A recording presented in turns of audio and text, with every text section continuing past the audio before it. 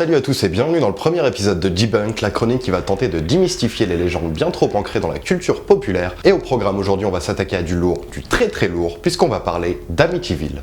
Imaginez-vous en 1974, le 13 novembre pour être précis, vous êtes tranquillement en train de savourer une bière après une dure journée de labeur lorsqu'un homme fait irruption dans le bar et se met à hurler « Aidez-moi, je pense que mon père et ma mère ont été tués !»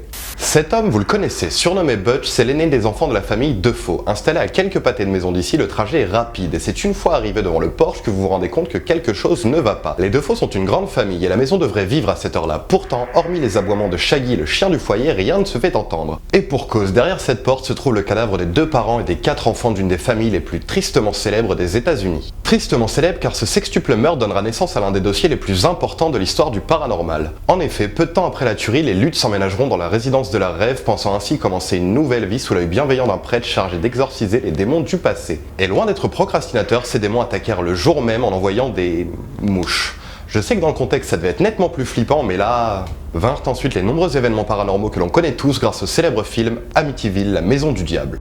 Les meubles se mirent à bouger tout seuls, une sorte de gélatine apparut soudainement sur les murs et sous les tapis, une voix mystérieuse et rauque au possible se fit entendre et les Lutz firent même la connaissance de Jody, une forme de cochon démoniaque accompagné de son armée de mouches domestiques, ce qui les forcèrent à déménager au bout de 28 jours, laissant leurs vêtements et nourriture sur place par crainte qu'un événement plus terrible encore se produise.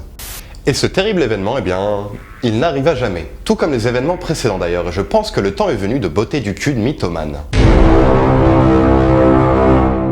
Manipulateur émérite et comédien talentueux, Butch Defoe tenta rapidement de plaider la folie, voire même la possession pour justifier ses actes, allant même jusqu'à brûler son courrier en cellule et agresser ses co-détenus. Malheureusement pour lui, cette hypothèse fut rapidement rejetée lorsque les scientifiques commencèrent à envisager la théorie des tireurs multiples après avoir retrouvé des traces de poudre sur les vêtements de sa sœur. 30 ans plus tard, l'enfant prodigue avouera avoir commis ses meurtres à l'aide de sa sœur et d'un de ses amis suite à une énième dispute avec un père que l'on pourrait qualifier d'abusif. Et c'est là que le bas blesse, exit les entités démoniaques, les mauvais esprits, rien de tel qu'un bon vieux drame familial comme il en arrive aux 4 coins du monde. Et comme le disait si bien le poète Tony de Carvalho, les belles histoires c'est comme les maisons, si les fondations sont foutues, alors tout le reste sera bancal.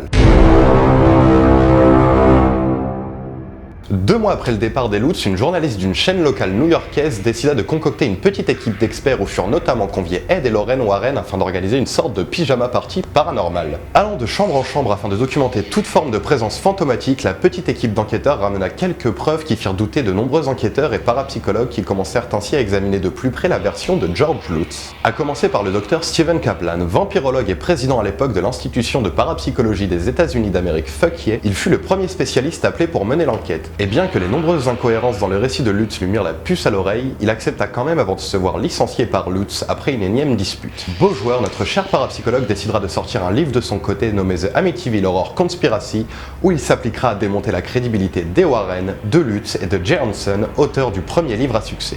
Personnages fictifs, incohérence entre le livre et les interviews données par Lutz, témoignages truqués, tout y passe, mais le plus intéressant reste les témoignages des proches et des enfants de la famille Lutz. À commencer par George Weber, avocat de la famille à l'époque, il avouera avoir mis au point cette histoire d'hantise avec les Lutz autour de quelques verres de vin.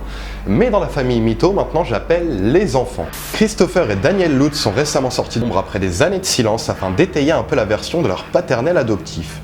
Plus question de vitres mystérieusement brisées, de cochons démoniaques ou toute autre gélatine sanguinolente, mais seulement quelques apparitions par-ci par-là, accusant les studios de cinéma d'avoir embelli l'histoire afin de leur apporter encore plus d'argent. Hollywood corrompu, ça se saurait. Le principe même d'une maison hantée, c'est d'être hantée, et malheureusement la seule preuve matérielle que nous ayons à ce jour s'avère être un bon vieux fake des familles. Cliché iconique du dossier Amityville, le petit garçon présent sur la photo prise par Ed et Lorraine Warren s'avère en réalité être Paul Bartz, un des membres de l'équipe. Lorsqu'il fut interrogé par des enquêteurs, Paul décida de garder le silence afin de respecter la mémoire d'Ed et Lorraine Warren et ainsi conserver la légende de la maison la plus hantée d'Amérique. Maison qui, si l'on s'en tient aux preuves que nous avons ramassées jusqu'ici, n'est plus si hantée que ça. Si on ajoute à ça le fait qu'aucun événement surnaturel n'est venu déranger les nouveaux propriétaires en 40 ans, on se retrouve avec une jolie maison au style colonial au 112 Ocean Avenue. Et c'est déjà bien. C'est la fin de cette vidéo, j'espère qu'elle vous a plu. N'hésitez pas à vous abonner pour en retrouver d'autres et à lâcher un petit like, ça me ferait super plaisir.